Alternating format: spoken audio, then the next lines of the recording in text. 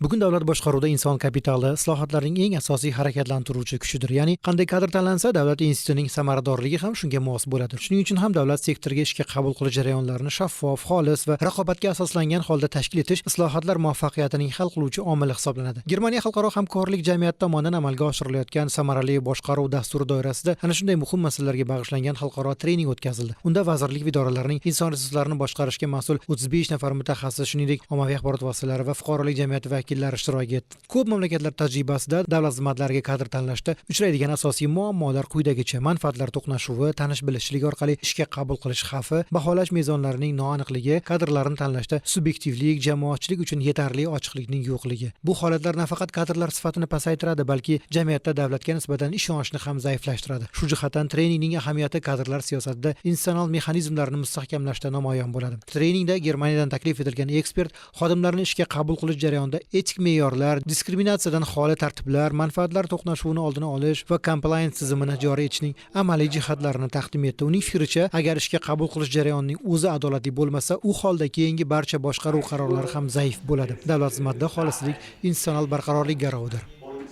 Bugungi seminarimizdan asosiy maqsad davlat fuqarolik xizmatiga ishga kirayotgan, ayniqsa birinchi marotaba ishga kirayotgan xodimlarga qulayliklar yaratish, ishga kirgandan so'ng xodimlarni muntazam ravishda bilimini oshirib borish, malakasini oshirib borish maqsad qilingan va bu bo'yicha bugungi seminarda shu haqda gaplashilyapti va eng asosiy maqsad ishga kirish bosqichida nomzodlarni korrupsiya holatlaridan oldini olish, aniqlash, manfaatlar to'qnashuvini oldindan aniqlash chora-tadbirlar belgilab olinmoqda.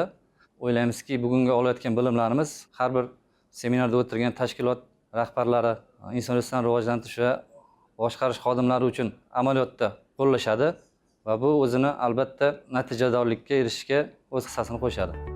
Tadbirda interaktiv ta'lim formatlariga asoslangan case study, voqea holatlarni tahlil qilish, simulyatsiya, ishga qabul qilish jarayoni modellashtirildi. Guruhiy qarorlar qabul qilish mashg'ulotlari, rivojlangan davlatlar tajribasini solishtirma tahlil qilish, bu ishtirokchilarga nazariy bilimni real ish jarayonida qo'llash ko'nikmasini shakllantirdi.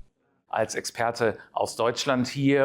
Bu yerda rivojlanayotgan mamlakatlar uchun ayni paytda eng dolzarb bo'lib turgan masalalar halollik tamoyillari, shikoyat va murojaatlar tizimini takomillashtirish, korrupsiyaning oldini olish va uning salbiy oqibatlarini bartaraf etish haqida atroflicha fikr almashamiz. Bugungi uchrashuvda bir qator vazirliklar, davlat idoralari va agentliklar vakillari ishtirok etmoqda. Biz ular bilan davlat boshqaruvida shaffoflikni ta'minlash, nazorat mexanizmlarini kuchaytirish, mas'uliyat va halollik me'yorlariga qat'iy rioya qilishning zamonaviy yondashuvlar haqida munozaralar olib boramiz. Har qanday kadr qabul qilish jarayonida eng asosiy mezon bu insonning shaxsiy va kasbiy halolligi, mas'uliyat hissi va javobgarlikka tayyorligidir. Chunki bir nafar xodimning korrupsiyaga ilinishi nafaqat muayyan tashkilotga, balki jamiyatning ishonch tizimiga ham jiddiy zarba beradi. Bugun sarflanayotgan davlat mablag'larining asosiy qismi soliq to'lovchilarning mablag'laridan shakllanadi. Bu holat O'zbekistonda ham Germaniyada ham bir xil. Shu bois har bir markaziy qaror va amalga oshirilayotgan loyiha yuqori darajada shaffof, qonuniy va javobgarlik asosida bo'lishi shart. Biz bu tadbirda o'rta va uzoq muddatli istiqbolda amalga oshirilishi zarur bo'lgan islohotlar yo'nalishini muvofiqlashtirish, o'zaro hamkorlikni kuchaytirish va aniq amaliy mexanizmlarni belgilashni maqsad qilganmiz. Hozirgi kunda bizga qo'shma sa'y-harakatlar, o'zaro ishonch va aniq strategiya kerak. Shundagina davlat boshqaruvini yanada samarali, ochiq va xalq manfaatlariga xizmat qiladigan tizim sifatida rivojlantirishimiz mumkin.